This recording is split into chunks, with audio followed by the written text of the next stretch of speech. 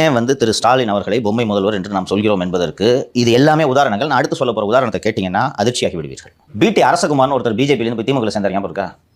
பேர் கேள்விப்பட்டிருக்கேன் சார். பிடி அரசகுமார் அவர் தனியார் பள்ளிகள் கூட்டமைப்பு ஒன்றை நடத்தி கொண்டிருக்கிறார். எல்லா பள்ளிகளுக்குமே அரசு அங்கீகாரம் பெற்று ஒப்புதல் பெற்றுதான் பள்ளிகள், தனியார் பள்ளிகள் செயல்பட வேண்டும். அந்த அங்கீகாரம் பெற்று அந்த பள்ளிகள் செயல்பட்டு கொண்டிருந்தன.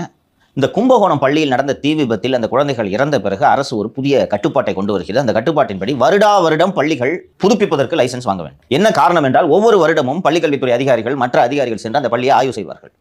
குழந்தைகளுக்கு பாதுகாப்பு இருக்கிறதா? நேற்று ஒருத்தர் மட்டும் சொல்லிட்டு போனார்ல, சிசிடிவியில் அதுலன்ட்டு ஒரு குழந்தை இறந்து போச்சு. அங்கே சிங்கம்புணரியில், சிவகங்கை மாவட்டம் சிங்கம்புணரியில் ஒரு குழந்தை இறந்து போச்சு.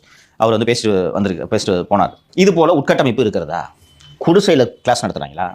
போதுமான கழிப்பறை வசதிகள் இருக்கிறதா? ஆசிரியர்கள் இருக்கிறார்களா?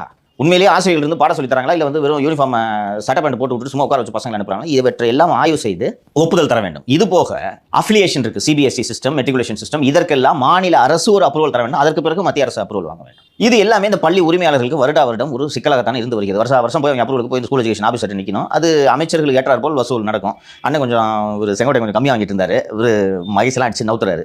இது வருஷங்களுக்கு ஒரு பெரிய தலைவலியாக இருக்குது இல்லை? ஸோ இந்த பிடி அரசகுமார் ஏற்கனவே பள்ளி கல்வி சங்கம், தனியார் பள்ளிகள் சங்கம் ஒன்று வைத்திருப்பதால் இவர் திமுக சேர்ந்த உடனே இவர் என்ன பண்ணுறாரு? சேர்ந்த உடனேயே இந்த கவர்மெண்ட் வந்த உடனே என்ன பண்ணுறாரு? முதல்வர்கிட்ட நான் பேசிட்டேன், அண்ணி எனக்கு இருக்கும், நிரந்தரமான அங்கீகாரத்துக்கு அரசாணை வரப்போகிறது என்று சொல்றாரு. சொன்ன